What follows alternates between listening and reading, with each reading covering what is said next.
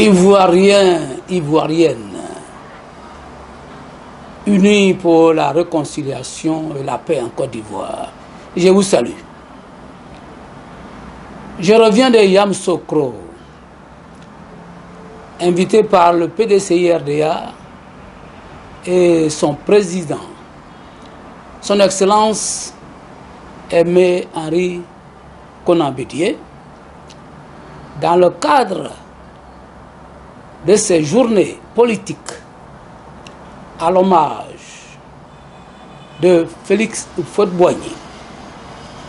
Journée politique dont le thème est honneur et gloire à Félix Houphouët-Boigny, le PDCI 25 ans après avec Henri Konan Bédié.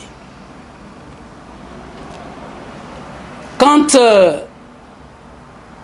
le CNP s'est présenté donc à cette journée, c'était bien par rapport à une idée. Mais je voudrais vous dire ceci que après toutes les interventions,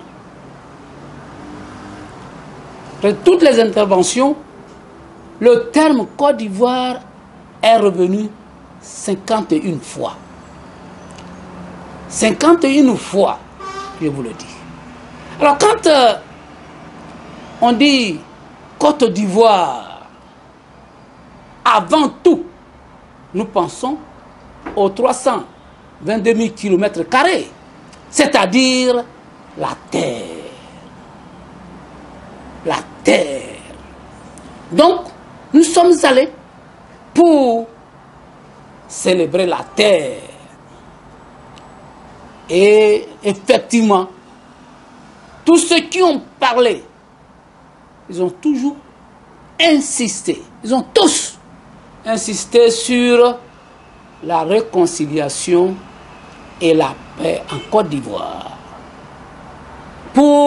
Ils ont dit, de Bédié à Souadou, passant par Dikayou et autres, Anatiko Bénin, eux tous ont dit, il faut la réconciliation et la paix pour sauver la Côte d'Ivoire. La Côte d'Ivoire, cette terre qui nous est chère. Je vous ai toujours dit, le Congrès national populaire se base sur, n'est-ce pas, la terre de Côte d'Ivoire pour défendre ses idées. Vous connaissez nos idées. Nos idées, c'est qu'un peuple fier de ses racines est un peuple libre. Alors, à partir de ce que les présidents Bédié, Anaki, Aswadou, représentant Laurent Gbagbo, les DS, à travers tout ce que les gens ont dit, ils ont dit réconciliation et paix pour sauver la Côte d'Ivoire.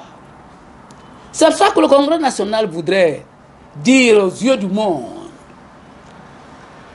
Eh bien, il s'approprie cette démarche du PDCI-RDA, surtout de son président Henri Konan Bédié, pour sauver la Côte d'Ivoire. C'est pour ça que le CNP s'approprie cette idée de retour de Gbagbo et de Blé Goudé en Côte d'Ivoire avant les élections. Le président Bédié a insisté sur ce fait. Parce que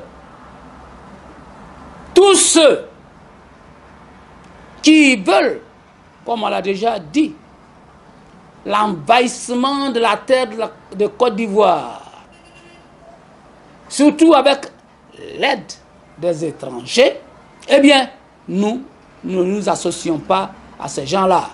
Quand des gens se disent porte-parole d'une formation politique ivoirienne et disent, nous, RHDP, on n'a pas peur d'enrôler des étrangers pour, vous voulez, gonfler notre électorat.